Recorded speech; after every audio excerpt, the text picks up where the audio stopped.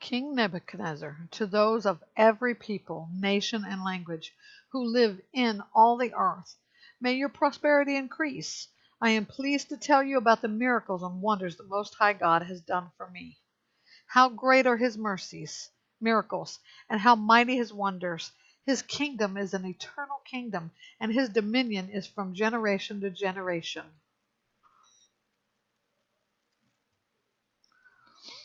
I, Nebuchadnezzar, was at ease in my house, and flourishing in my palace. I had a dream, and it frightened me. While in my bed, the images and visions in my mind alarmed me. So I issued a decree to bring all the wise men of Babylon to me, in order that they might make the dream's interpretation known to me.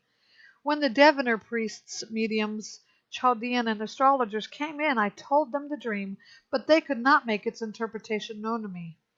Finally, Daniel, named Belshazzar, after the name of my God, and the spirit of the holy gods is in him, came before me, and I told him the dream. Belshazzar, head of the diviners, because I know that you have a spirit of the holy gods, and that no mystery puzzles you, explain to me the visions of my dream that I saw, and its interpretation. In the visions of my mind, as I was lying in bed, I saw this. There was a tree in the middle of the earth, and its height was great. The tree grew large and strong. Its top reached to the sky, and it was visible to the ends of the earth. Its leaves were beautiful, its fruit was abundant, and on it was food for all. Wild animals found shelter under it. The birds of the air lived on its branches, and every creature was fed from it. As I was lying in my bed, I also saw in the vision of my mind an observer, a holy one, coming down from heaven.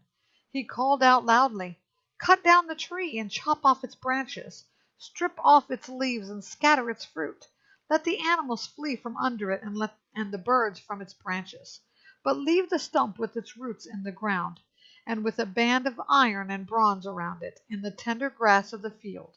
Let him be drenched with dew from the sky, and share the plants of the earth with the animals.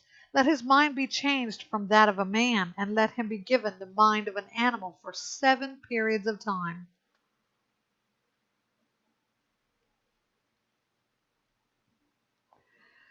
This word is by decree of the observers. The matter is a command from the holy ones. This is so the living will know that the Most High is ruler over the kingdom of men. He gives it to anyone he wants, and sets the lowliest of men over it.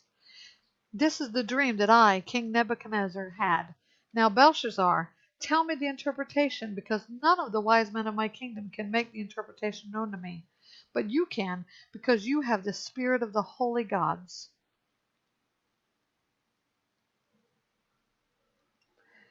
Then Daniel, whose name is Belshazzar, was stunned for a moment, and his thoughts alarmed him. The king said, "Belshazzar, don't let the dream or its interpretation alarm you."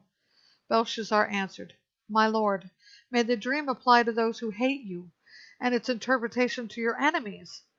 The tree you saw, which grew large and strong, whose top reached to the sky and was visible to all the earth, whose leaves were beautiful and its fruit abundant, and on it was food for all. Under it the wild animals lived, and in its branches the birds of the air lived. That tree is you, the king. For you have become great and strong. Your greatness has grown and even reaches the sky, and your dominion extends to the ends of the earth."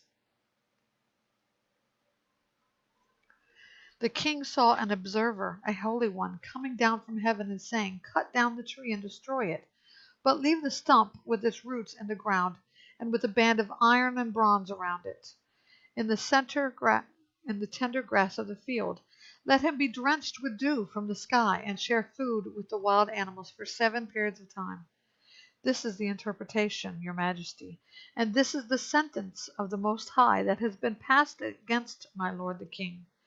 You will be driven away from people to live with the wild animals. You will feed on grass like cattle, and be drenched with dew from the sky for 7 periods of time, until you acknowledge that the Most High is ruler over the kingdom of men, and he gives it to anyone he wants. As for the command to leave the tree stump with its roots, Your kingdom will be restored to you as soon as you acknowledge that heaven rules. Therefore, may my advice seem good to you as my king. Separate yourself from your sins by doing what is right, and from your injustices by showing mercy to the needy.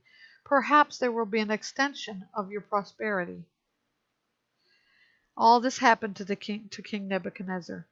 At the end of 12 months, as he was walking on the roof of the royal palace in Babylon, the king exclaimed, "Is this not Babylon the Great, that I have built of my vast power to be a royal residence and to display my majestic glory?" While the words were still in the king's mouth, a voice came from heaven. "King Nebuchadnezzar, to you it is declared that the kingdom has departed from you. You will be driven away from people to live with the wild animals, and you will feed on grass like cattle for 7 periods of time, until you acknowledge that the Most High is ruler over the kingdom of men, and he gives it to anyone he wants." At that moment the sentence against Nebuchadnezzar was executed. He was driven away from people. He ate grass like cattle, and his body was drenched with dew from the sky until his hair grew like eagle's feathers and his nails like birds' claws. But at the end of those days, I, Nebuchadnezzar, looked up to heaven, and my sanity returned to me. Then I praised the Most High, and honored and glorified him who lives forever. For his dominion is an everlasting dominion, and his kingdom is from generation to generation.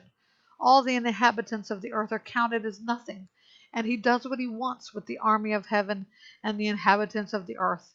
There is no one who can hold back his hand or say to him, "What have you done?"